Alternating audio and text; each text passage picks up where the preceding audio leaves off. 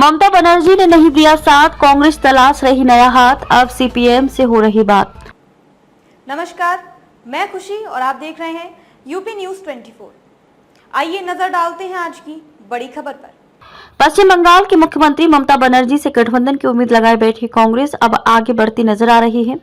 खबर है कि पार्टी ने राज्य की 8 से ज्यादा सीटों पर उम्मीदवार तय कर लिए हैं। हालांकि इसे लेकर कांग्रेस की तरफ से आधिकारिक तौर पर कुछ नहीं कहा गया है।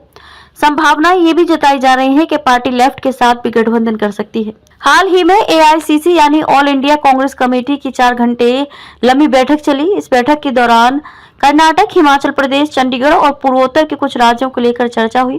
कहा जा रहा है कि इस दौरान सबसे ज्यादा दिलचस्प पश्चिम बंगाल का मुद्दा रहा, क्योंकि यहाँ कांग्रेस लंबे समय राज्य में सत्तारूढ़ तृणमूल कांग्रेस के साथ गठबंधन की कोशिश कर रही है। वहीं रिपोर्ट के मुताबिक कांग्रेस ने 8-10 सीटों पर उम्मीदवार तय कर लिए हैं। रिपोर्ट में सूत्रों के हवाले से बताया गया है कि बीते सप्ताह कांग्रेस और लेफ्ट में चर्चा भी हुई।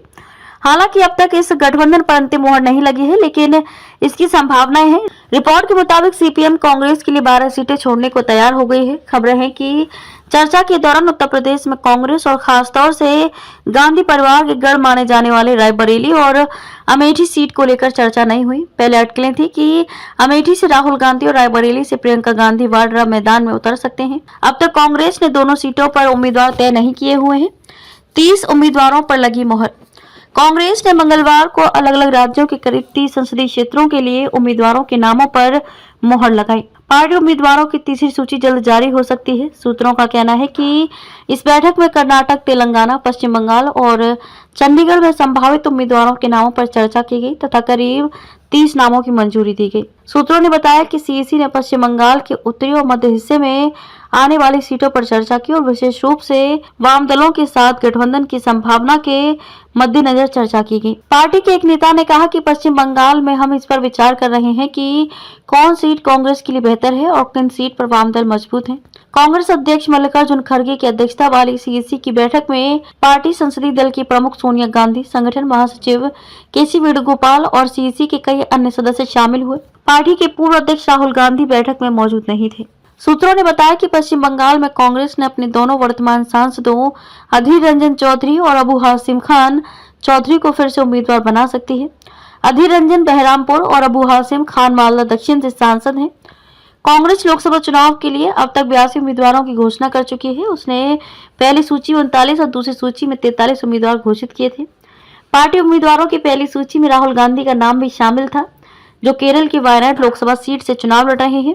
वह वर्तमान में इस क्षेत्र का प्रतिनिधित्व भी करते हैं। कांग्रेस के उम्मीदवारों की पहली सूची में 15 उम्मीदवार सामान्य वर्ग और 24 अनुसूचित जाति, अनुसूचित जनजाति, अन्य पिछड़े वर्ग और अल्पसंख्यक समुदायों के थे।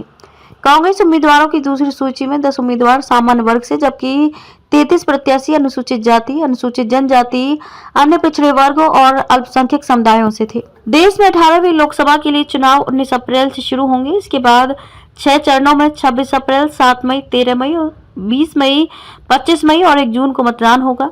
लोकसभा के 543 निर्वाचन क्षेत्रों में लगभग 97 करोड़ पंजीकृत मतदाता 10,50,000 मतदान केंद्रों पर अपने मताधिकार का इस्तेमाल कर सकेंगे।